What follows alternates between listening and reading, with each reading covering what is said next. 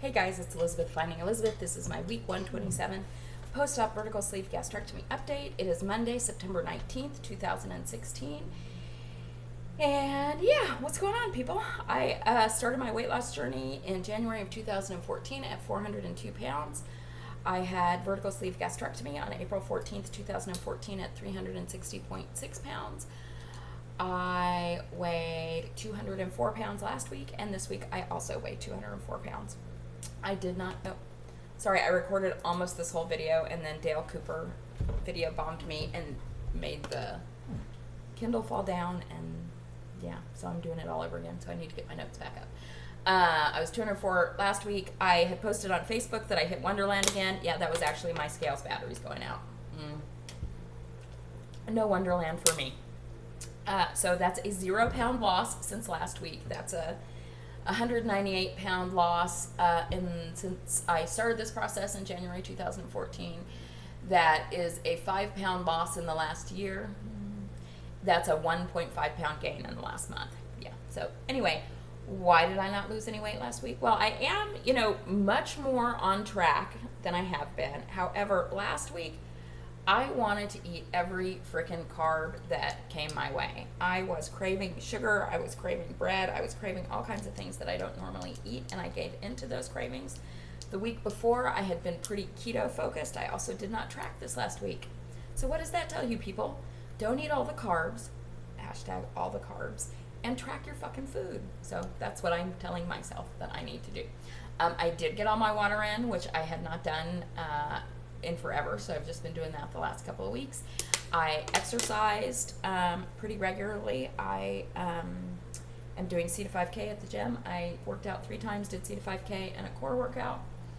The not drinking thing, I'm not doing as well as my friend Kirk, who also decided to go dry as of right around the same time I did, which was right after Labor Day. He has not had a drink. I had a few drinks last week. Like, I can't remember if I had 2 or 3, and I had 2 or 3 this week.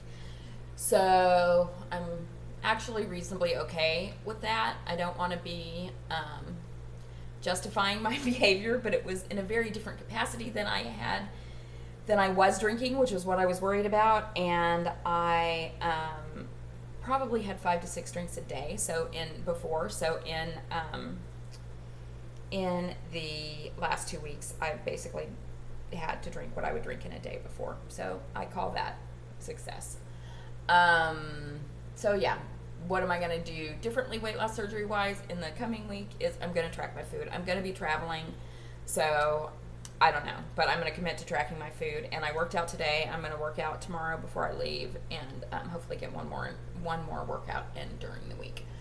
I'll be happy if I stay the same. I come back, it's OH, and then when OH is over with, we got to get serious, because that's like 29 pounds I need to lose between now and the end of the year, which is October, November, which is 3 months. Alrighty. So 2 things I want to say before I get into all the stuff, because I know some people don't listen the whole way through. Why would you not listen the whole way through? I mean, duh. Just kidding. We switched channels on the Naked Truth. If you don't know that, please, I have put the new link below. Please subscribe. We did our first show on the new channel last night with Caitlin's VSG journey. It was great. She's lovely and beautiful, and just really relate to a lot of the things that she said. I have some exciting things coming up, so I want to try to build that channel up as fast as I can. We had about 1,700 subscribers before. Now we have about 250. So if you can do anything to spread the word and get people to subscribe, I would super duper duper appreciate it. The other thing is I leave for New York tomorrow morning. We are having a WLS lunch on Friday. I think the name of the restaurant is The Smith. It's in Midtown, but I will confirm that. If you are interested in going and you haven't already talked to me, let me know. I'm going to create a Facebook event online, and we'll connect everybody I know who is in New York. It's going to be 12:30 on Friday. I am thrilled to see everybody right now. It's Gretchen, Randy, VSG Granny, Joey, and Sunny are coming. It is also 2 people that I'm very excited to meet because I haven't met them. Not that I'm not excited to see everybody who I already know, but it's always fun to meet new people. And I dropped my glasses, and I'm going to have to read stuff in a minute. Is Spring Bishop, who I've not met before. She's coming, which will be fun. And also Phaedra, who I don't think makes videos, or maybe she made one or two, and I don't remember. I don't think she makes videos, but she's commented on my videos forever. I have felt a real kinship with her, and she messaged me and said she's coming, so I'm super excited to meet her as well. So if you want to come and you are in that area, please do. I would love to meet you. The other thing we're doing, if you want to come, is Thursday night. Joey has a show that he's doing. It's at 11 o'clock. It's somewhere near Chelsea, I think. I don't have the information, but if you want to come to that, it's 11 o'clock. We're going to go to that. If you're interested in doing that. Look, I have like really good cleavage in this shirt. I don't know what's up with that, but anyway. Cleavage and collarbones. Okay. Am I narcissistic enough for you? Yeah. Anyway, so those were the two things that I wanted to say pre getting into all my other spiel. All right, so we talked about weight loss surgery stuff. NSVs. So I think it's important to say that still, even now, 2.5 years post-op, I'm still having NSVs. And they're getting, I mean, they're not the first one I'm going to talk about. It's a big one. But, I mean, they're getting, like, big life NSVs. They're not just, you know, not that the NSVs from the beginning weren't great, but I like these two. So the first one is, so exercise. I had mentioned before that I am not seeing Brandon this month because I'm traveling and people are going to be here for OH, and I had a really busy work schedule, so I knew I wasn't going to be able to go a lot, and so I thought, well, I don't really want to pay for it this month if I'm not going to be able to do it. So not going with Brandon, but working out at 24-hour fitness. Well, this is the 24-hour fitness that I used to work out when I was 400 pounds. Workout at 400 pounds. The very first time that, oh God, here comes Dale Cooper, and he knocked this down last time. No, kitty. He wants to see his fans. Here, let me just hold him because that's what he wants. Here, okay? Okay, Dale Cooper. Where was I? Okay, so when I went to my first weight loss surgery seminar thingy at Kaiser, the doctor who was speaking said you should have tried to lose weight within the last 5 years. Well, I had not tried to lose weight within the last 5 years. I had pretty much given this shit up. So I thought, well, maybe that's what I should do. So I went on OptiFast through Kaiser also. And I started working out, and I lost about 75 pounds, which I did not keep off. But during that time, I went to this 24-hour fitness. And I remember trying so hard to walk on the treadmill at like 3.0 miles an hour, and everything hurt, and it was hard, and I was so out of breath, and I could barely do it. I think I started maybe doing it for 10 minutes. So it is the term that was coined last night on The Naked Truth. It is real mindfuckery to be in there running at like 4.5 miles an hour and not even really being out of breath. So that is like a huge NSV, and it's sort of like, I don't know, it's just weird to think, because I always think back about, okay, that person, that woman who was there struggling to try to do this like 10 minutes of walking, she had no idea what was in store for her. So anyway, you never know what can happen. So that was one NSV. What was the other NSV? Was I also posted this on Facebook, on Saturday, I went back to the school that I went to, the private school that I went to in 7th and 8th grade. It's a private school in LA that goes from 7th to 12th grade, but I moved to North Carolina right before 9th grade, so I only went there in 7th and 8th grade. And, you know, I was probably not the most overweight person, but I was one of 3 overweight people in the class. And this is like a very elite school. It's the kids of celebrities and people in the entertainment industry and, you know, stuff like that. And I never, ever, ever felt like I belonged there. Number one, because I was fat and didn't look like everybody else. And number two, because we weren't in that category. I mean, my dad just felt it was really important that I have a good education and did what he had to do to come up with the money to pay for me to go there. But we were not of the, I mean, I definitely felt like I lived on the wrong side of the tracks to be going to art school. So I was invited a few weeks ago on behalf of the organization I work for to a Summit for Girls Up, which is a United Nations program that works with girls on leadership, and they support the charitable work of the United Nations in developing countries. So I was invited to do some workshops on gender stereotypes in the media, which is what the organization I work for focuses on. And I got to tell you, it was so much fun. I mean, number one, it was just like mind-boggling to me that I was coming in there as like the teacher.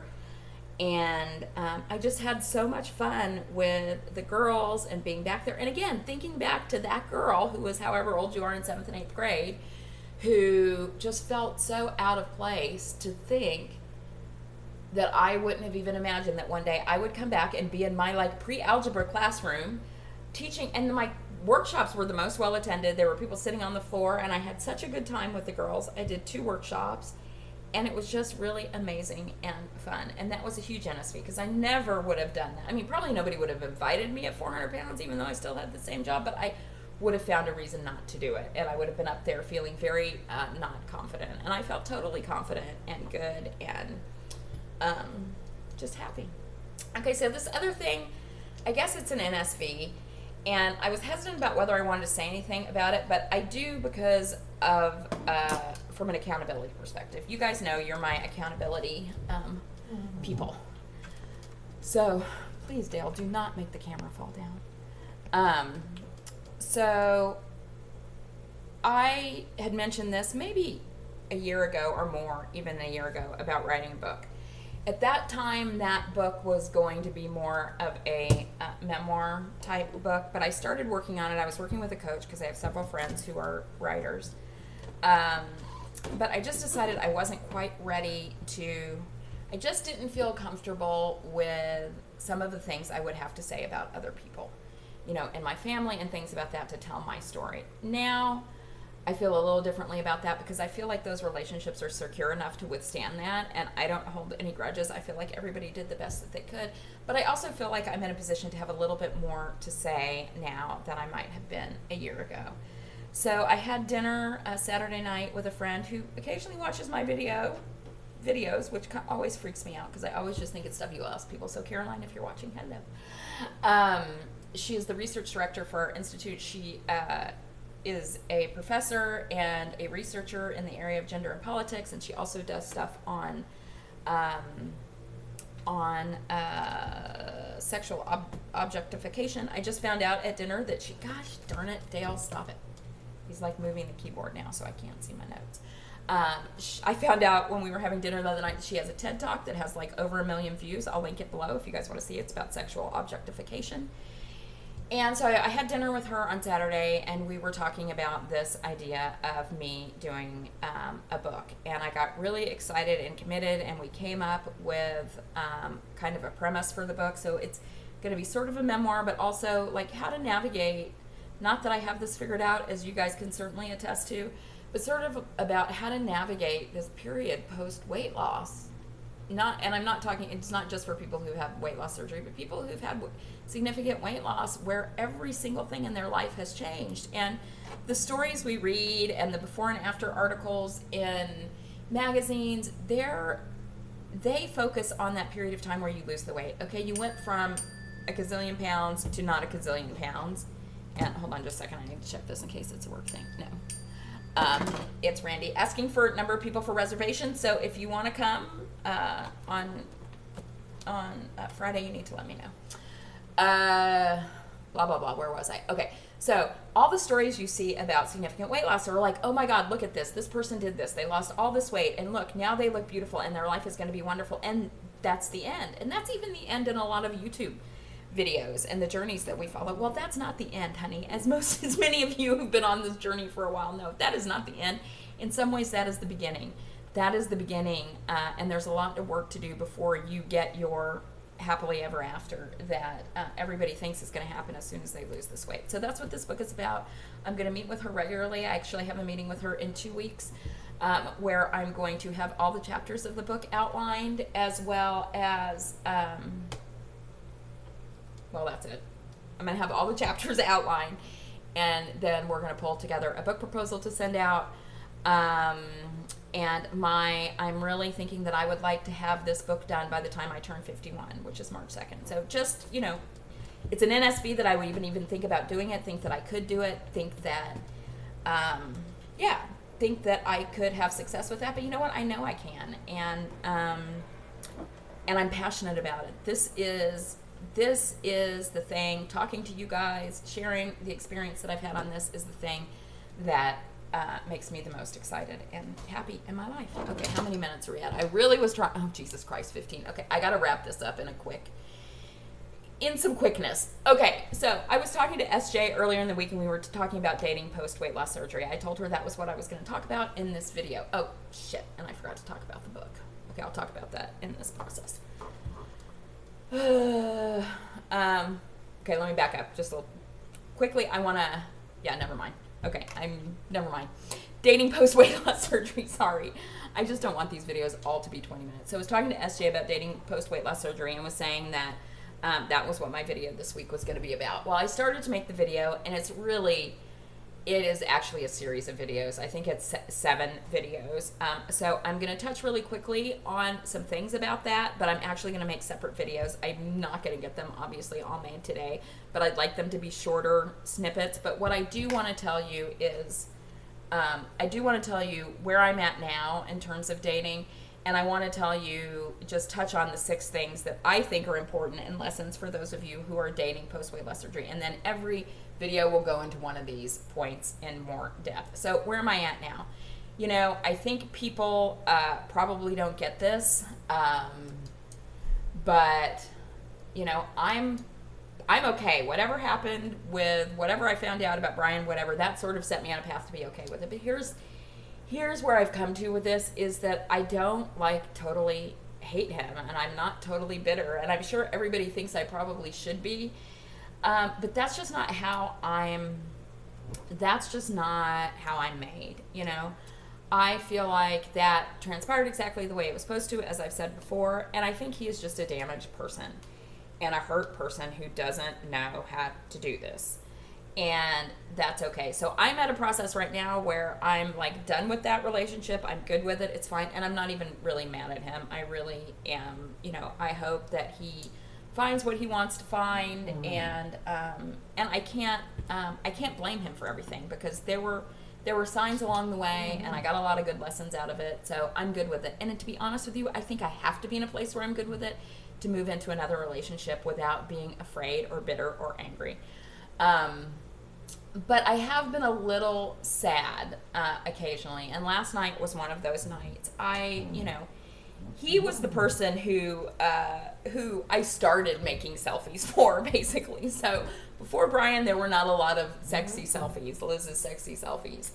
And last night, I happened to be looking through some of those pictures that I had sent him, and I just got really sad, because I was like, I don't know that I will ever look this pretty again, because I just felt like he sort of, it's not that he made me glow, but there was something about that relationship that really, that just really made me feel good and pretty and sexy. And I posted a Facebook picture last night as my profile picture, which many of you guys have commented on. Somebody said, I've seen a lot of your selfies, but this is the sexiest one. Well, that was a selfie that I took on New Year's Eve last year. I didn't go out on New Year's Eve. I usually don't, because I just feel like that's not my thing. But I had wanted to make a video for him. I used to make him videos and send to him on important days to just say I loved him and whatever, because I got so comfortable doing videos like this. And so I wanted him to wake up to a video on New Year's Day, just knowing that I was starting, this new year thinking about him and loving him and all that stuff. So that was the picture I took as the thumbnail for that video. And it is a really beautiful picture. Sorry, being narcissistic again. But today I was thinking about that, and that idea that, he created that beauty in me, which is so not true.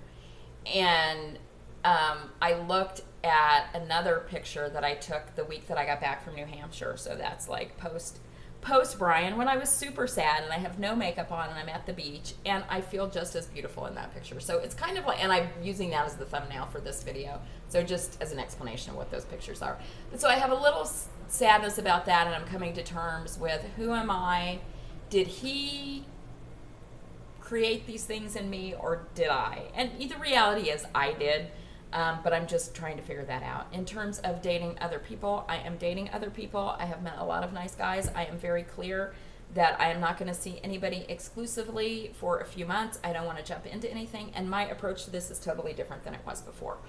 I am very clear on what I deserve, and I'm not settling for anything else, and I'm trying to weed out the people who aren't able to give me that pretty early so I don't spend a lot of time. But so that's where I'm at with dating. I'll talk more about this in the subsequent videos. I'm going to try to get a couple of those done today if I have time. But then I just want to talk about, these are the 6 lessons that I've come to after my 1 year of dating post weight loss surgery. Lord knows what they will be this time next year. Number 1, you are going to change during this process. And I'm not going to elaborate this on any of these at all because I'm already at 20 minutes. Oh, God dang it, Dale Cooper. And Dale Cooper just, did he delete it? Oh, no, there it is. Okay. You're going to change during this process. Expect that. The person that I was when I started dating last September and the person that I am now, 100% different.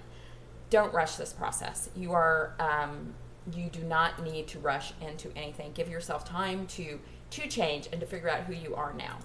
Number 3, you will learn what you deserve. You may not figure it out the very first time around, but you will learn and you will get that. Number 4, you're going to experience loss in this process. I would be very surprised if you didn't. And you know what? You're going to survive. Give yourself grace. This is, for many of us, this is a whole new thing. I was married and had boyfriends from the time I was 14 until I was in my late 30s. But it's very different going into relationships as a confident woman than it is as someone who feels like every relationship issue is about your weight. And number 6, this isn't so much about learning to love yourself as it, I totally fucked that up. This isn't so much about learning to love someone else as it is about learning to love yourself, this whole relationship thing. Okay, that's all I've got. You guys have an amazing week. I'm looking forward to seeing those of you I will see in New York, and I will talk to you later. Bye.